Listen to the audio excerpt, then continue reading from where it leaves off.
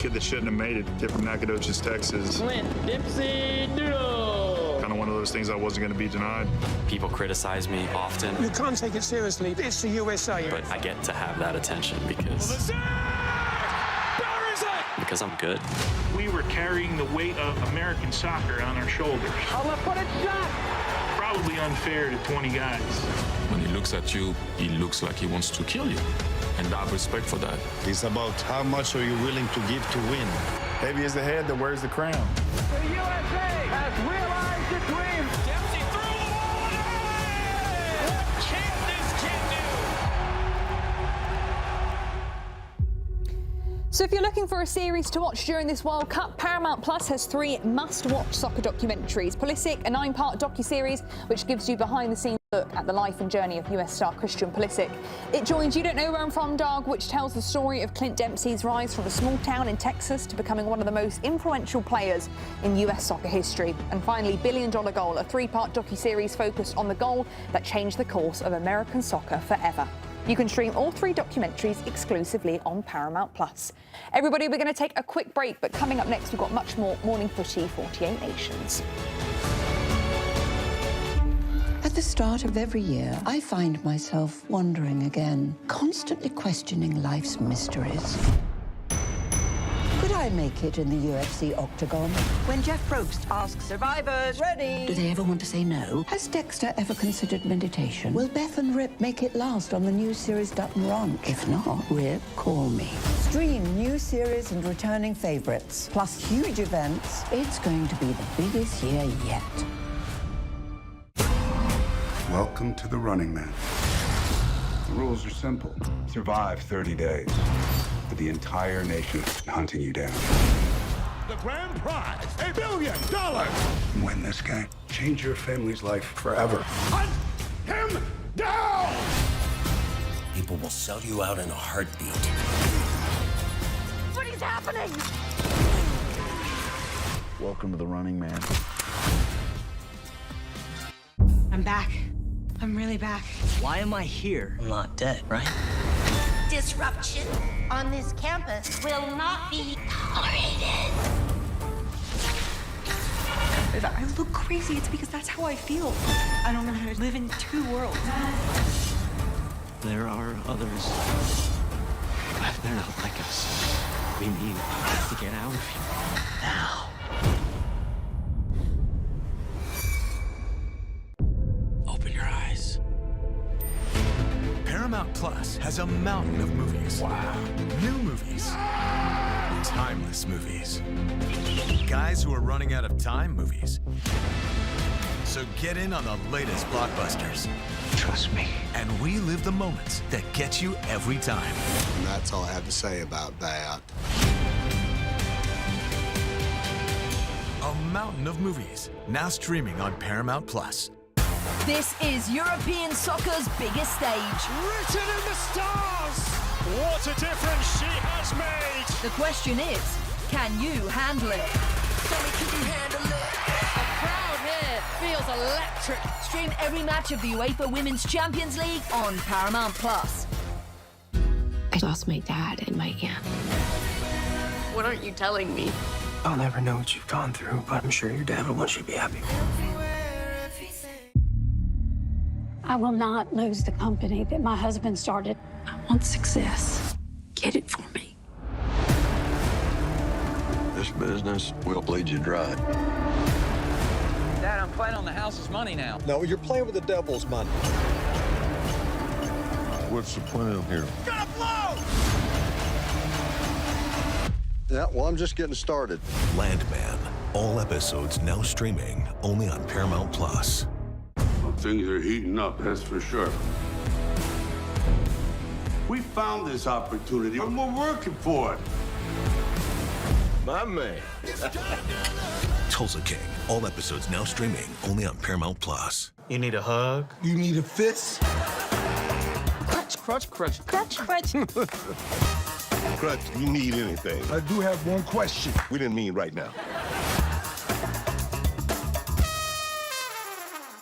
Being a cadet in Starfleet Academy means being open to the people around you.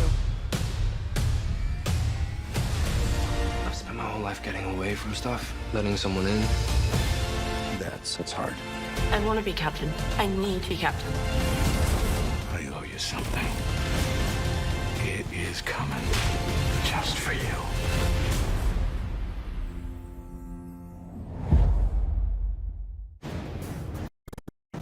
Welcome along to Golazo Matchnight, 48 nations. Adam Hunt here in the studio with Michael Lahoud and Marcelo Balboa. Great to see you both. A big hello to everyone watching on YouTube as well. Please send in your questions, comments, hopefully no abuse for the guys, but we will read it out on the show a little later on. But what have we just witnessed in Houston? The Cinderella story so far at the World Cup. Cape Verde, the smallest nation competing, the third smallest nation ever to compete at a World Cup, snatching a 0-0 draw against Saudi Arabia to qualify for the round of 32. Take a photo, Cape Verde fans. Spain win the group, 7 points from 3 games. Cape Verde finishing at second. That's good enough to qualify for the knockout stages. 3 points from 3 games. Uruguay are eliminated. Hugely disappointing performance for them, losing 1-0 to Spain. We'll talk about them a little bit later.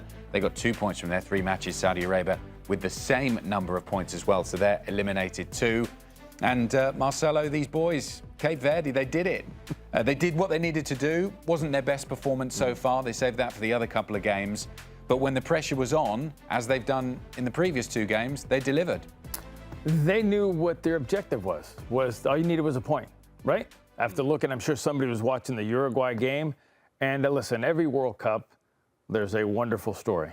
From a country that nobody expected to get in, to they expected them to get blown out, I think at the beginning everybody thought, and they are celebrating, they're dancing, they're enjoying something you dream of as a kid, to play in a World Cup, to get out of the group. They are living every single moment, they're enjoying every moment, and congratulations to Cape Verde, because that is absolutely fantastic.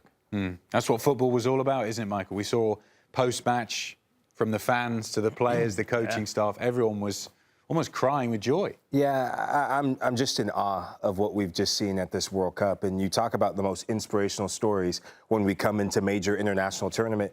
This is one of the most inspirational stories I've ever seen in my lifetime. I've actually been to the country of Cabo Verde. I was actually supposed to make my international debut against Cabo Verde. The fax machine didn't work, unfortunately, so I had to wait for the next match against Equatorial Guinea. But all jokes aside, this is incredible to see, Adam. I've seen this country of 500,000 people come from absolutely nothing. It was only a couple decades ago that they even had an international program, a men's national team. You go back to maybe 2003 when they scored one of their first goals on the international stage, to 2026 when they're now playing in their first ever knockout round at a World Cup. And for me, you mentioned dreaming. Yeah. And as a kid, you dream big.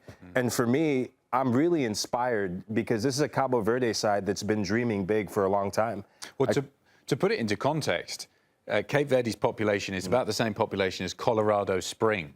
So, I mean, Cello's a Colorado guy, so I know what you're talking about. If I know it, I feel it. I mean, if Colorado Springs picked a team out of Colorado Springs natives, how would they get on to the World Cup? They would not be with it. They wouldn't get out the group. No. No, I don't know. There's a lot of military there. Okay. And they have their leagues and they play. You know, they're rough and tough. But yeah, I think that pretty much sums it up right there. The size of Colorado Springs to find these players, to be able to put them together, to get them to believe in themselves and believe that they can do something that's so special like this that, you know, like I said, when you talk about stories, you talk about World Cups, and you talk about things that just inspire people, this is going to go down in the history book. And also, I remember doing preview shows after preview shows, thanks Golazo Network, leading up to the World Cup. We thought this was the easy group to predict, right? You had a few groups where it's like, I've got no idea who's going to qualify. This was the one where you were like, yeah, it's going to be Spain are going to win the group, Uruguay are going to finish second, Saudi Arabia probably third, and Cape Verde, good luck. You're going to go home with nothing. Yeah. I mean, we had no idea this would happen. Yeah, look, everyone loves a good underdog story, and this is the ultimate underdog story. I don't know what the odds were, but in every single odds maker's books, they were probably dead last, or amongst one of the dead last teams in the entire World Cup. But for me, I've been seeing something brewing in the water. You've seen something coming if you followed African football for the last decade, where Cabo Verde is one of the biggest underdog stories on the African continent. They have one of the biggest underdog inspirational managers in Bubista. And I just thought coming into the World Cup that he just gave everyone this sense of hope, that he told his players, we're not here to be participants, we're here to dream big. And this is a Cabo Verde men's national team that isn't like your Nigerias, isn't like your Cote d'Ivoire's, isn't like Ghana, Egypt, Morocco. They don't even have the right funding to be at this World Cup. They don't even have the right funding to scout players. One of their best players at the World Cup, Pico Lopez, was found on LinkedIn, Adam. LinkedIn. You can laugh now, but that is what the constraints they're working with. So this is one of the more inspirational stories I've ever seen at a World Cup. And you can go through the entire team. You mentioned inspiration. I think of the Cabo Verde people. And what a testament this is, what a hope this is going to give them for just generations to come. I'm just at a loss for words. Cello, Michael makes a good point about Bubista just being, and when I look at him on the touchline, he's a real calming influence. It never gets too high, never gets too low. He looks like he's almost just going out for a beer, isn't he? He's just there in his jeans. He's going out with the boys. And you've played under so many different coaches, I'm sure, with completely different personalities. But when you're a player and you're up against the best in the world and you can look to the touchline and you've got someone there who's like, I got this. Like, we're cool. That must be so sort of give you an inner calm. Yeah, you know what's relaxing is when the coach believes in you and you believe in what the coach is preaching you and is selling you. You know what I mean? And I think when you look at this team, they believe. They believe, because I never want Sabo used to running down the sideline screaming and yelling like some of these other coaches do, doing these gestures, trying to get the cameras on him. He's always walking calm. He's got his arm around a player. And I think for a lot of players, we had Clive Charles. And Clive Charles was the exact same way, God rest his soul. But he'd put his arm around you. And when he put his arm around you, it's like your dad putting like a father figure. And you can just feel the sincerity, the honesty that he's giving you. And I think that's what you're looking at. These players believe in what he's telling them. He believes that they can win. He believes that they can get into the next round. I'm telling you, this group, I don't know them, but just watching them on TV, they believe they can beat Argentina or get a result. So that's a dangerous team to me. Yeah, speaking of Argentina, it is the great Messi and all of the rest of them who loom in the next round, in the round of 32. It's going to be a wonderful occasion for all of those fans who travel to the US to watch their nation. Any chance, would you say, Michael, that they can trouble them? At the World Cup, there's always a chance. There was a chance, and no one saw it coming when Saudi Arabia beat Argentina. And you might say that's a one-off, but that's all this Cabo Verde side is looking for. On paper, there's no chance in hell. No. It's Lionel Messi, it's Argentina. They're just stacked. But we've seen crazier things happen at World Cups. Spain.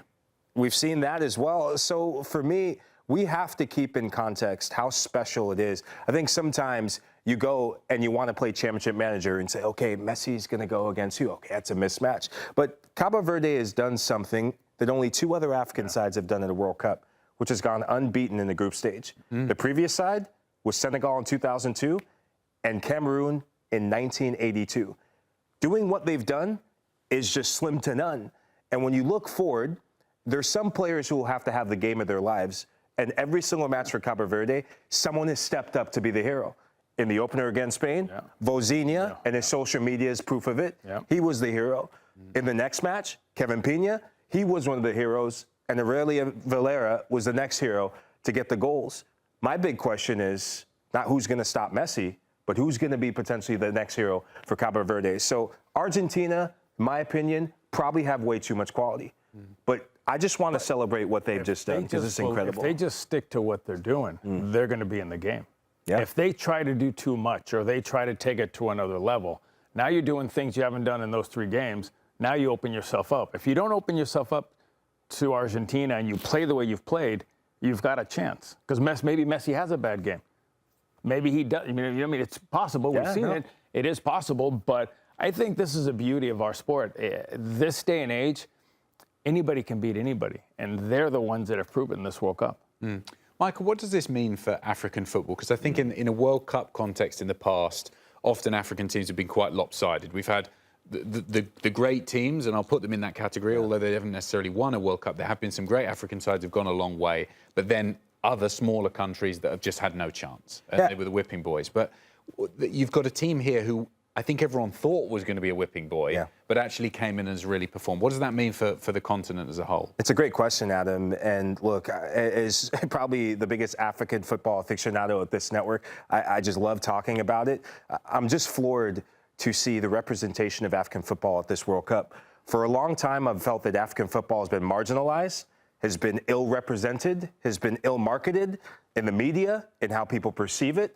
And finally, just finally, when you give African football a chance, an ecosystem to thrive, when you give it opportunity, which is what every kid in Africa, every coach in Africa, every team in Africa has been begging for, there's hope.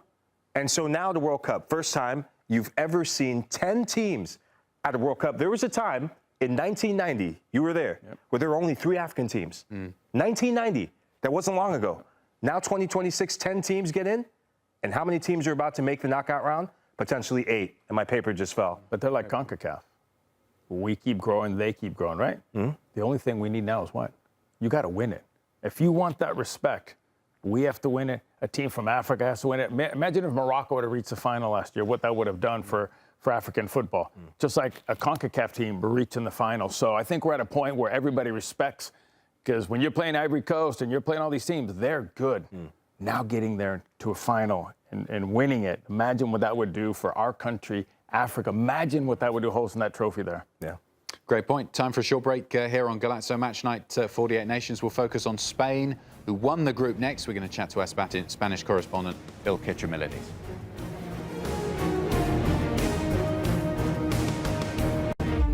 At the start of every year, I find myself wondering again, constantly questioning life's mysteries. Could I make it in the UFC octagon? When Jeff Probst asks survivors, ready? Do they ever want to say no? Has Dexter ever considered meditation? Will Beth and Rip make it last on the new series Dutton Ranch? If not, Rip, call me. Stream new series and returning favorites, plus huge events. It's going to be the biggest year yet. Welcome to the Running Man. The rules are simple. Survive 30 days. But the entire nation is hunting you down. The grand prize, $1 billion. Win this game. Change your family's life forever. Hunt him down! People will sell you out in a heartbeat. What is happening? Welcome to the Running Man. I'm back. I'm really back. Why am I here? I'm not dead, right? Disruption on this campus will not be tolerated. If I look crazy, it's because that's how I feel. I don't know how to live in 2 worlds. There are others, but they're not like us. We need to get out of here now. Open your eyes. Paramount Plus has a mountain of movies. Wow. New movies. Timeless movies. Guys who are running out of time movies. So get in on the latest blockbusters. Trust me. And relive the moments that get you every time. And that's all I have to say about that. A mountain of movies, now streaming on Paramount Plus. This is European soccer's biggest stage. Written in the stars! What a difference she has made! The question is, can you handle it? Can you handle it? The crowd here feels electric. Stream every match of the UEFA Women's Champions League on Paramount Plus. I lost my dad and my aunt. What aren't you telling me? I'll never know what you've gone through, but I'm sure your dad will want you to be happy.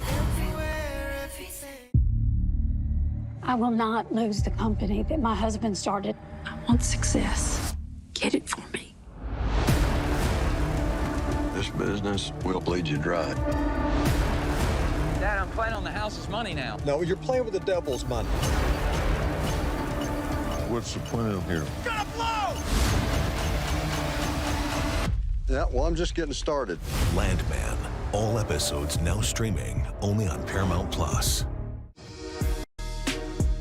Welcome back to Golazo Match Night 48 Nations. Spain through to the round of 32 as Group H winners. 1-0 got the job done in Guadalajara against Uruguay. They will face Austria or Algeria in the next round. It's been a bit of a mixed bag of results coming into the World Cup. A draw against Iraq, they beat Peru, drew the first game against Cape Verde, beat Saudi Arabia comfortably, and then now beating Uruguay to get through to the round of 32. For more on the Spain angle, let's speak to our Spanish correspondent, Phil Kitramilides, who joins us now. Phil, not exactly a vintage performance, was it, from Spain, but they got the job done in the end.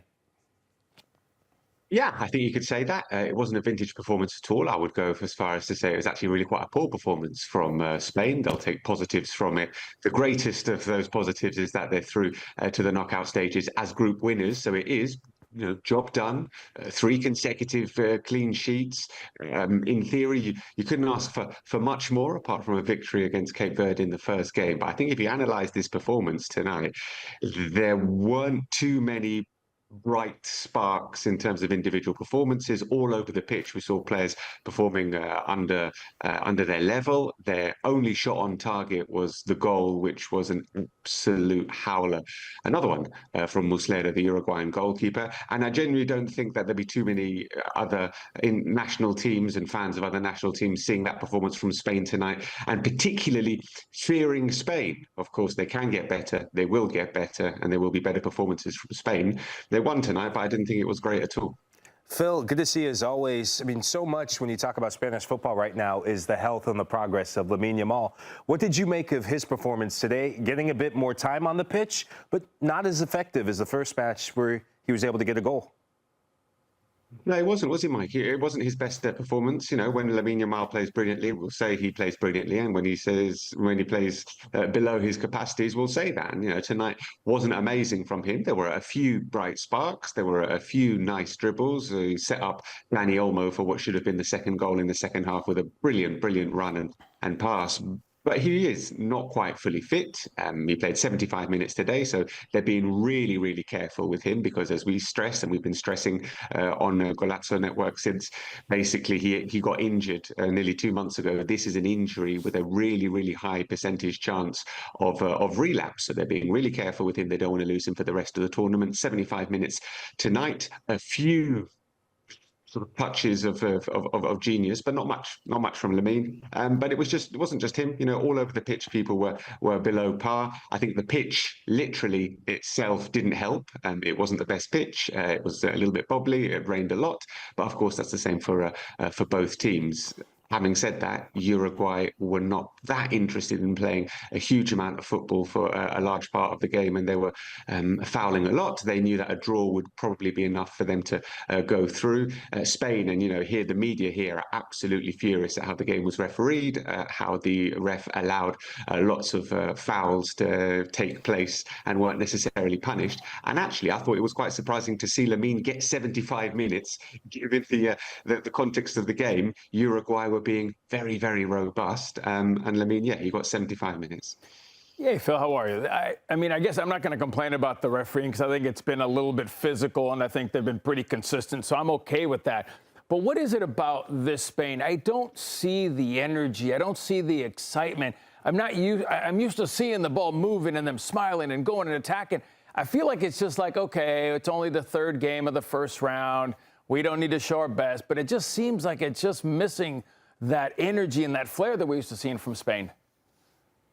I agree with you, and I think a lot of that comes from the midfield. And I don't want to necessarily pinpoint individuals, but shall we pinpoint some individuals? Yes, please. Rodri. I think Rodri is way below his level, light years away from being the Ballon d'Or winner that we saw a couple of years ago. He is slow. He is imprecise with his passing, and we're not used to seeing that. And obviously, he is the sort of engine of this Spain side, and if he's not ticking and firing on all cylinders, you can see that. The ball was moved really slow again today, as it was against Cape Verde in the first game, slowly and quite inaccurately for Spain. I was looking at the pass completion statistics. It was 89% for Spain, which might sound quite high. They don't drop below 90%, Spain. They never drop below 90%. So for it to be below 90%, that pass completion rate gives you an idea of how imprecise they were. I thought it was an imprecise performance from Spain. And when they don't move the ball quickly, and Rodri is in part one of the reasons why they didn't move the ball quickly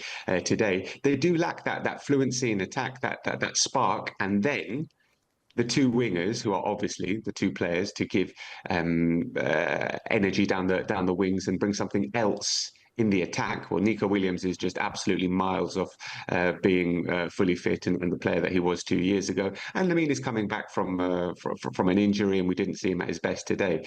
And it's, I guess, a similar story to what we were saying after the first game against Cape Verde. Without those two wingers at their very best, Spain look stodgy, and I think it was a kind of stodgy performance from Spain. The ball was moved very, very slowly. We didn't see too much from either fullbacks as well. You know, if you don't have the two wingers at their best, maybe you need some help from the fullbacks, and Marcos Llorente and Cucurella didn't get forward and provide that kind of attacking outlet down the wings either. And all over the pitch, it was uninspiring from Spain. And yeah, I completely agree. You know, really, really slow from Spain. They got through, and it kind of felt like they knew they were getting through. But at the same time, this is not good enough to be world champions. Phil, one of the things that we were celebrating, not just the quality in the first 11 for Spain when they won the European Championship, it was the quality off the bench in the Euros. You think of the players that came to impact game after game. I mean, are you concerned or becoming concerned about the lack of quality on this current bench, whether it be fitness issues or just confidence or just technical issues right now? So tonight, coming off the bench, Dani Olmo came in, and I think he looked okay. You know, of the players that came off the bench, I think he had an impact on the game, and maybe he should have started. I think we thought that he would have started, but Mikel Merino got the nod. Fabian Ruiz coming off the bench and not affecting the game a huge amount. And you're right, Mike. You know, this is not just, when you look at that Spain starting 11, what we've been saying is that it's not a team it's got some really, really top class individuals, but their greatest strength is as a unit, they know how to play together. And as a unit, they're really strong. I'm not sure we've seen that. And, you know, the players who have come off the bench haven't necessarily been able to impact. So for one reason or another. So yeah, I would agree. And going back to the Euros, you know, the players who came off the bench, Dani Olmo didn't start that tournament, but came off the bench to replace Pedri and ended up being brilliant. Mikel Oyarzabal didn't necessarily start, but he replaced Alvaro Morata and he was brilliant. Even Martin Zubimendi in the final had to replace Rodri and he was brilliant. So you're absolutely right to point to that strength in depth in their most recent success in the Euros and compare it to what we've seen in the first 3 games of the World Cup. It hasn't quite been as impactful, the changes from the bench. Absolutely not. Phil, just quickly, it's Austria or Algeria in the round of 32 for Spain. I know who I'd rather face. Obviously, Algeria were pretty poor against Argentina in that first game. And Austria, I thought, so far have looked fairly good. Yes, I think Spain will probably echo your sentiments, Adam, and will probably rather face Algeria. I think it's more likely to be Austria, and certainly the Spanish media were setting people up for a game against Austria in the round of 32. But I guess, you know, we kind of know, and Spain kind of know what kind of team they're gonna face. You know, people are gonna sit deep. People are gonna try and be physical and robust and try and get the game inwards and not let you go play out wide. So this is going to be the route now to the final. If Spain want to make it to the latter stages, they're going to have to be able to be breaking down these low blocks and finding solutions, which today they really didn't. You know, the XG today was, you know, not 0.86. It was really, really low, comparable to what they got against Cape Verde as well. One shot on target today. It was the only shot that they managed, and it was an absolute howler from the goalkeeper. So massive improvement from Spain needed if they're to get through against Austria comfortably. Phil, great stuff as always. It's 4:30 in the morning in Spain, and even by Mediterranean standards, that's a little bit late, so we'll let you get some sleep. Thanks, guys.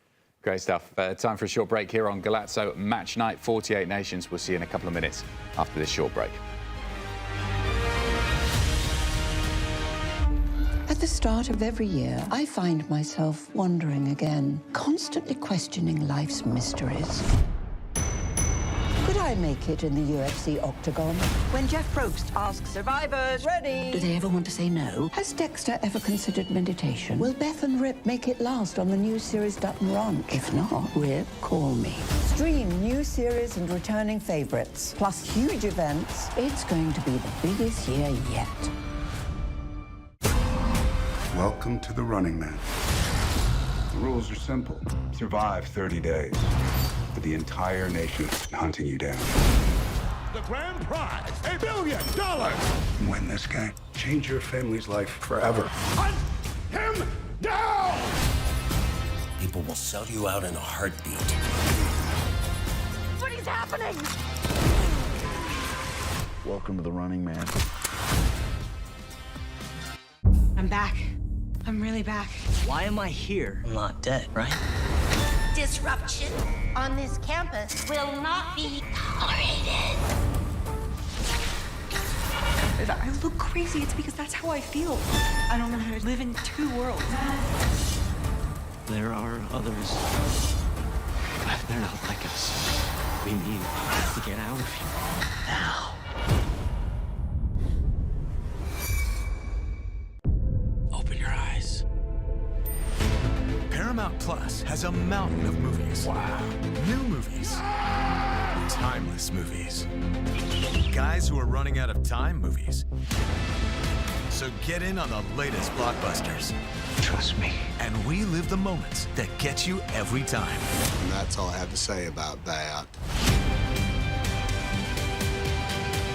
A mountain of movies, now streaming on Paramount Plus.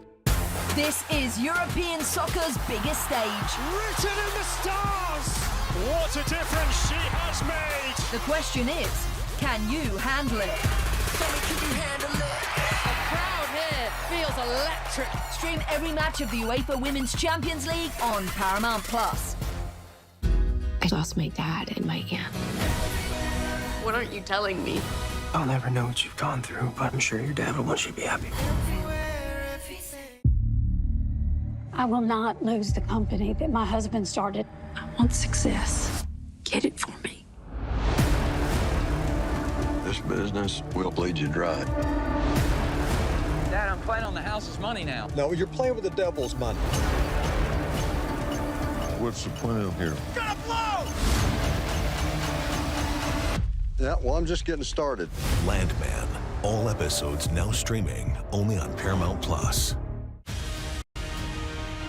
Welcome back to Golazo Matchnight, 48 nations. Take a look at this. Not great reading for Uruguay fans, eliminated from the World Cup for the second straight World Cup in the group stage.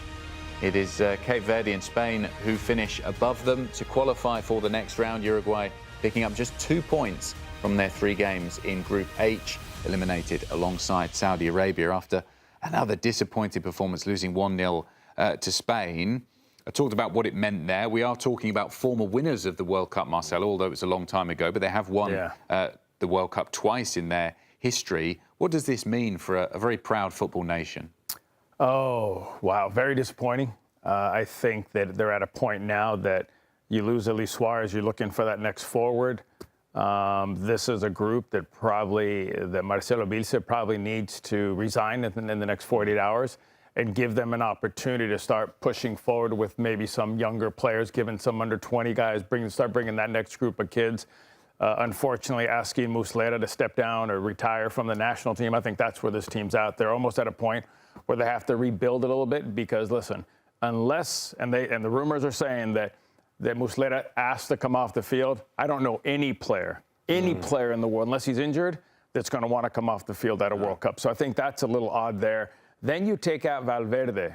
That one I didn't understand. Your leader, your captain, the guy that's good on set pieces, and you pull him out of the game. And I'm sitting there going, okay, something's not right with that group. So I hope that they do it quick, so give them time to rebuild, because this is a very proud country. This is a country that is used to qualifying, used to doing well in a World Cup, and 2 World Cups in a row now. They failed out of the group. So I think it's time to move on to maybe a more modern coach. And finding some younger players. And that was the earliest that Valverde has ever been substituted in his international career. So I think that points to what's going on here. How much is it Bielsa and how much is it, Michael, we've talked about this in the past, that all teams, whether it's club team, international team, they go through ebbs and flows, don't they? With the age of players, it's just a natural life cycle. How much of it is just that with these? This is 100% Bielsa. And Fernando Muslera was shocking. He has been shocking this entire World Cup. And really, he shouldn't be the goalkeeper for Uruguay. When you look at who was in goal during qualifiers. Sergio, he's the goalkeeper. It was He's the guy, yeah. So you have a goalkeeper that's there all throughout qualifying, and then you call one of the legends. We'll use quotes right now because he's in a very low place. And I'm not going to make it personal with him, but he's a very low place. I'm going to be professional about that. But a goalkeeper who's very, very mistake prone. We looked at some of the numbers, and you were saying, what, first goalkeeper to have 3 errors? Yeah, since 1966, it's the first goalkeeper to make 3 errors that lead to goals in a World Cup. It's shocking because I went and looked at the bigger numbers. He's had 5 errors in his career at the World Cup, which is the most of any goalkeeper all time at a FIFA World Cup. So you decide to bring that guy in when he didn't do anything to deserve to be at the World Cup. So this is all on Bielsa for me. And there is such a disconnect right now between where the players want to go and where Bielsa wanted this team and the type of football he wanted to play. My big concern right now is this is now becoming a national embarrassment.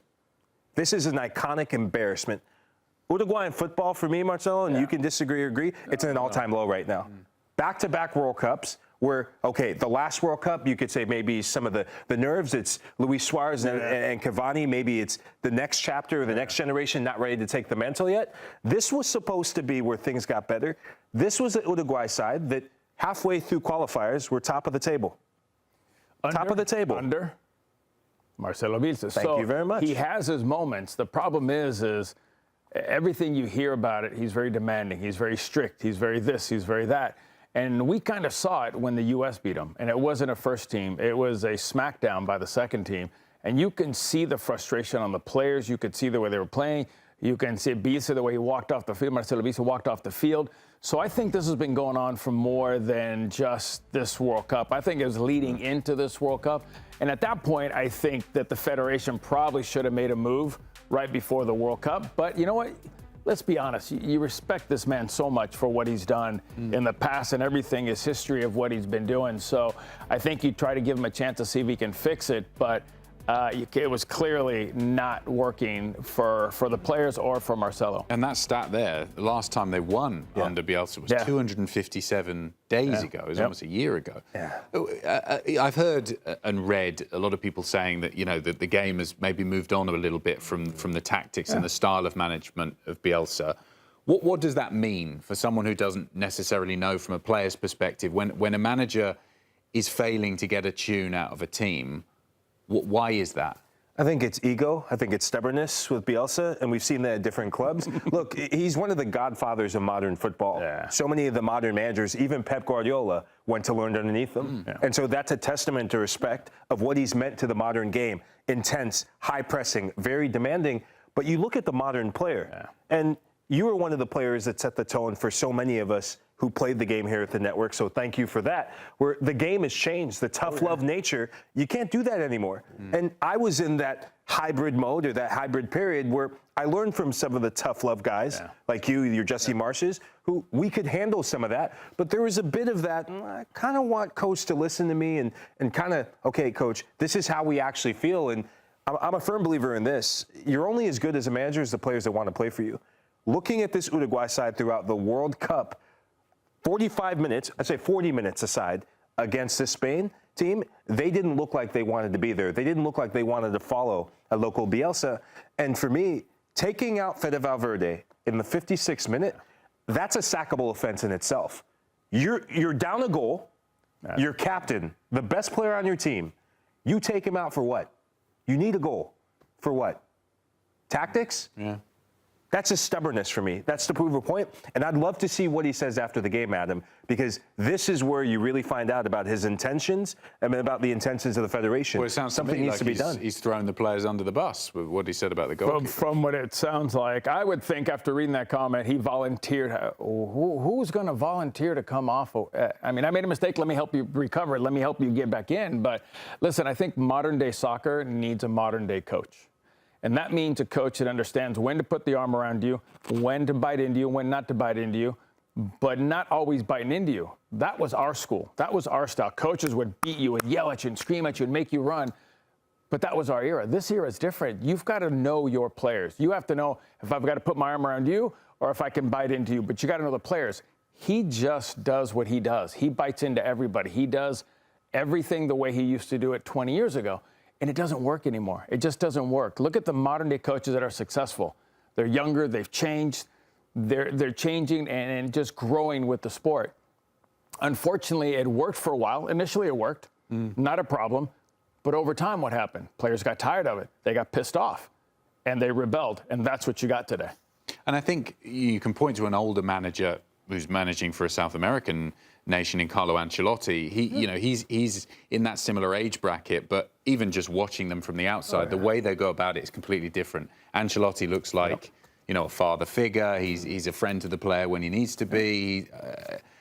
You see a completely different style from Bielsa. He sat there on the touchline just basically yelling for the whole time. And I agree with you, for younger players, that must just not resonate. Yeah, to be a manager at all right now, you need to adapt. And the best managers in the world, that is the biggest managerial skill right now. Tactics, okay, are one thing. Philosophy, okay, it's another thing. Okay, getting underneath guys' skin and saying, okay, let me inspire you, but you need to adapt. And for Marcelo Bielsa, that adaptation process has passed him by. I want to repeat, I'm not digging him out. There's nothing personal for me in it. I have no stake in Uruguayan football, South American football. But what we've seen at this World Cup, I'm very worried about any team that gets him as a manager on the international level next. Because he has proven that he is not willing to change. There's been cracks in the pavement for a long time. What would we say, 257 days since they got a win at the international level for Uruguay? That is very alarming for me. He needs a smaller country. And he needs a smaller Let's country. try and be positive, though. I'm sure there's some Uruguayan fans watching this thinking, what are we going to do next? Are there any bright spots? I saw the fans after the last game. I watched them on TV. They're on Instagram. They're upset, very upset. This is a very proud country in their soccer. Not a big country, but a great country for developing players. So the fans right now are asking for the same thing we're talking about. They want a new coach. They want some younger players to be brought in. So it's not like they're asking for anything that we're not talking about. But listen, on the positive side is they have a good team. They've got good players. Did he play all the best players? I didn't feel like he did. For me, De La Cruz should have been in there from day one. He's a much better player. He works hard. He's a fighter. But listen, every coach has to do what they want. But this country is very proud. And I think they're ready to take that next step and move on to see what they can do for the Copa Americas and all that stuff. OK, we'll see what that next step is for Uruguay on the world stage. Time for a short break here on Golazo Match Night, 48 Nations. We've got plenty more coming up for you after this short break. At the start of every year, I find myself wondering again, constantly questioning life's mysteries. Could I make it in the UFC octagon? When Jeff Probst asks survivors, ready? Do they ever want to say no? Has Dexter ever considered meditation? Will Beth and Rip make it last on the new series Dutton Ranch? If not, Rip, call me. Stream new series and returning favorites, plus huge events. It's going to be the biggest year yet. Welcome to the Running Man. The rules are simple. Survive 30 days. But the entire nation is hunting you down. The grand prize, $1 billion! Win this game. Change your family's life forever. Hunt him down! People will sell you out in a heartbeat. What is happening? Welcome to the Running Man. I'm back. I'm really back. Why am I here? I'm not dead, right? Disruption on this campus will not be tolerated. I look crazy. It's because that's how I feel. I don't know how to live in two worlds. There are others. But they're not like us. We need to get out of here now. Open your eyes. Paramount Plus has a mountain of movies. Wow. New movies. Timeless movies. Guys who are running out of time movies. So get in on the latest blockbusters. Trust me. And we live the moments that get you every time. And that's all I have to say about that. A mountain of movies, now streaming on Paramount Plus. This is European soccer's biggest stage. Written in the stars! What a difference she has made! The question is, can you handle it? Can you handle it? The crowd here feels electric. Stream every match of the UEFA Women's Champions League on Paramount Plus. I lost my dad and my aunt. What aren't you telling me? I'll never know what you've gone through, but I'm sure your dad will want you to be happy. I will not lose the company that my husband started. I want success. Get it for me. This business will bleed you dry. Dad, I'm playing on the house's money now. No, you're playing with the devil's money. What's the plan here? Gotta blow! Yeah, well, I'm just getting started. Landman. All episodes now streaming only on Paramount Plus.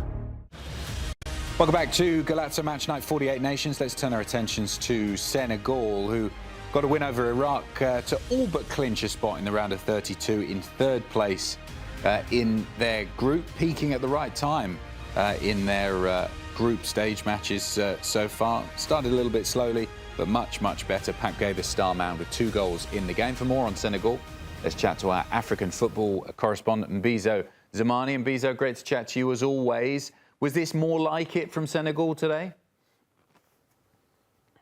Yeah, I mean, to a certain extent. Obviously, it was great to see them have a little bit more of a cutting edge, I think, in the game. But I still think that in the first half in particular, they delayed a little bit getting into that rhythm. I mean, it took them really, I mean, they scored, yes, of course, in the first half, but I think it really took them a really long time to get into the rhythm we expect. I still think they were a little bit casual and just a bit under what we come to expect of my AFCON champions. And again, 2 of the goals, the second and the third, I believe, came from mistakes, I think, from the Iraqi team as opposed to their own build-up and their own play. But then after that, the floodgates opened. I mean, I still think we'd like to see more, but it's delightful to see them get on the score sheet, obviously with the historic win. But again, I think we expect just a little bit more, especially if they're going to progress in the next stage. Bizo, it's just such a confusing time, right? Because on paper, on the surface,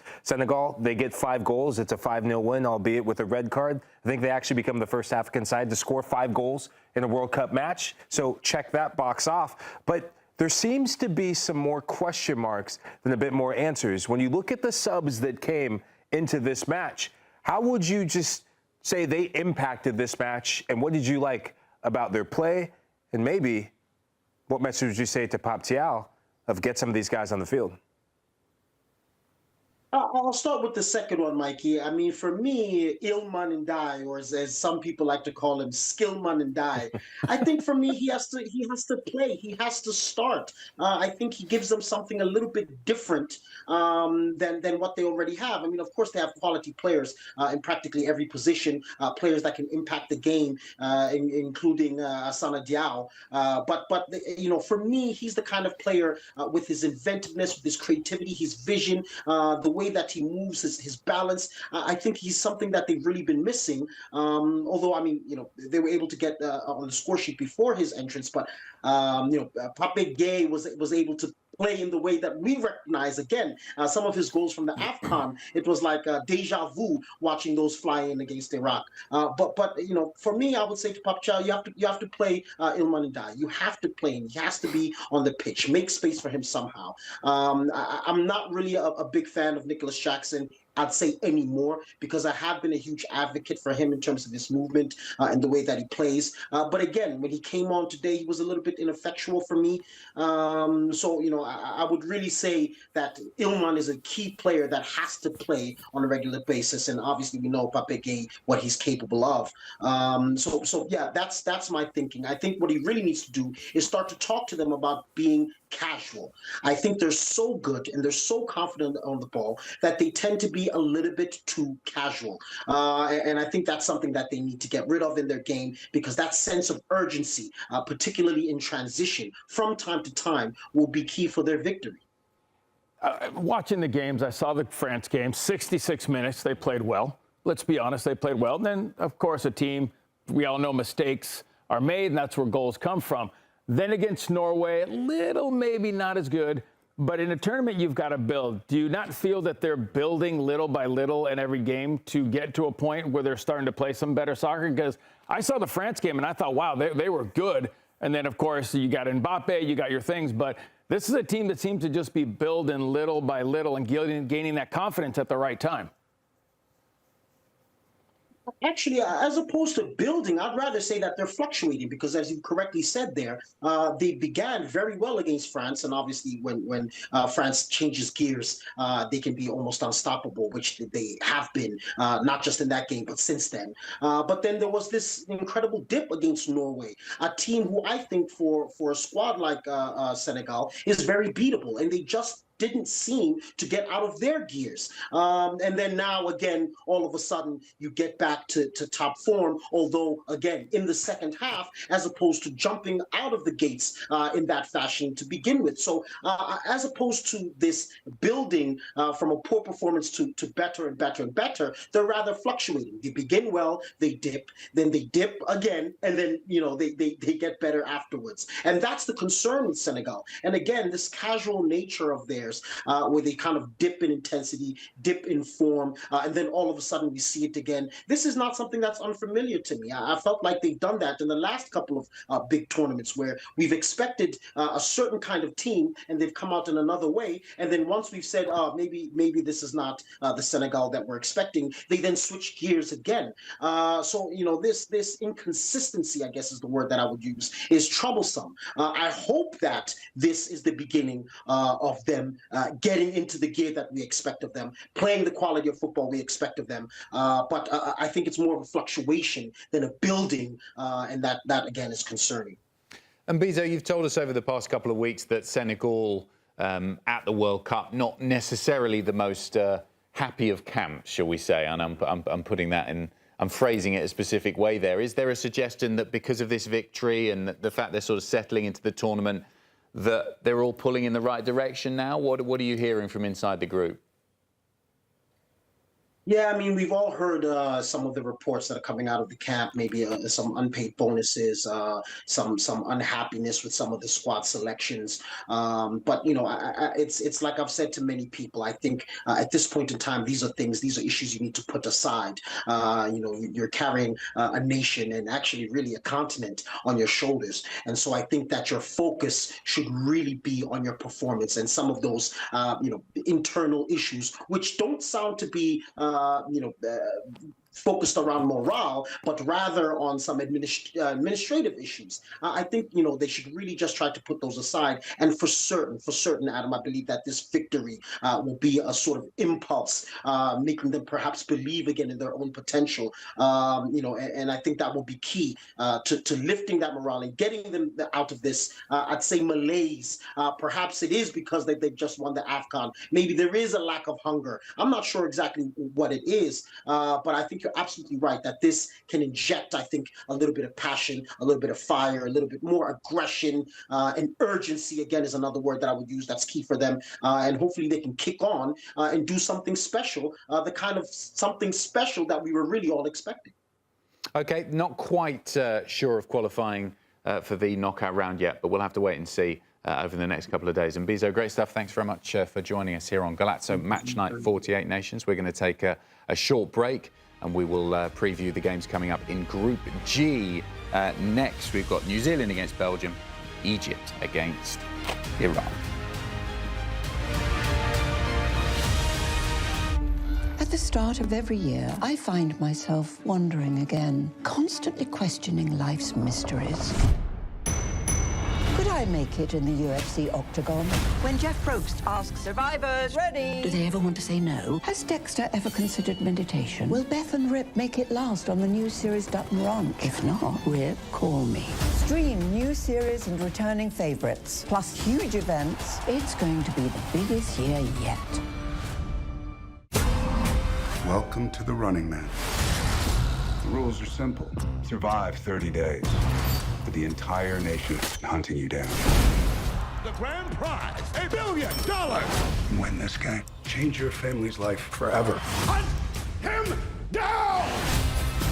People will sell you out in a heartbeat. What is happening? Welcome to the Running Man. I'm back. I'm really back. Why am I here? I'm not dead, right? Disruption on this campus will not be tolerated. If I look crazy, it's because that's how I feel. I don't know how to live in two worlds. There are others. But they're not like us. We need to get out of here now. Open your eyes. Paramount Plus has a mountain of movies. Wow. New movies. Timeless movies. Guys who are running out of time movies. So get in on the latest blockbusters. Trust me. And relive the moments that get you every time. And that's all I have to say about that. A mountain of movies, now streaming on Paramount Plus. This is European soccer's biggest stage. Written in the stars! What a difference she has made! The question is, can you handle it? Tell me, can you handle it? The crowd here feels electric. Stream every match of the UEFA Women's Champions League on Paramount Plus. I lost my dad and my aunt. What aren't you telling me? I'll never know what you've gone through, but I'm sure your dad will want you to be happy. I will not lose the company that my husband started.